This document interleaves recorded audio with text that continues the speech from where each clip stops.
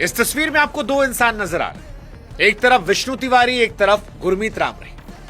विष्णु तिवारी वो इंसान जिसे गलत केस में रेप के आरोप में जेल भेजा गया और 20 साल बाद बेगुनाह कहकर उसे छोड़ा गया। जब वो लौटा तो उसके मां बाप मर चुके थे, जमीन बिक चुकी थी, जवानी सलाखों के पीछे खत्म हो गई थी और बाद में कोर्ट ने कहा कि ये बेकसूर था। 20 साल बाद।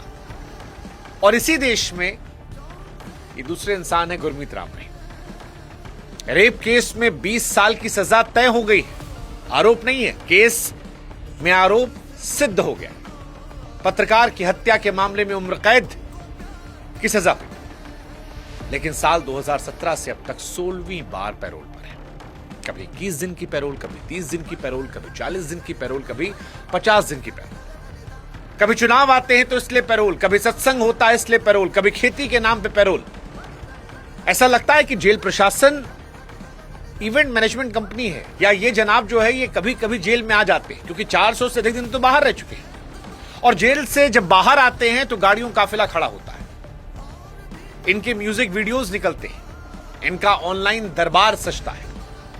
रेप जैसे संगीन आरोपों के बावजूद इनके भक्त हैं जो इनकी इबादत करते हैं, पूजा करते हैं, जश्न मनाते हैं। कौन है वो लोग मुझे नहीं पता, लेकिन हैं। और दूसरी तरफ ये विष्णु तिवारी है। दोनों भारत के कानून के तहत गए।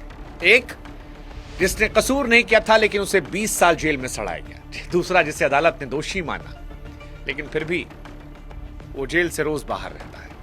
लोगों के मन में सवाल आता है, सजा है या वीआईपी मेंबरशिप? और फिर मेरे जहन में ख्याल आता है कि भारत में तो कानून सबके लिए बराबर लिखा गया, पर समझ में आता है कि सिर्फ लिखा गया, माना नहीं गया। इसका प्राइम एग्जाम्पल है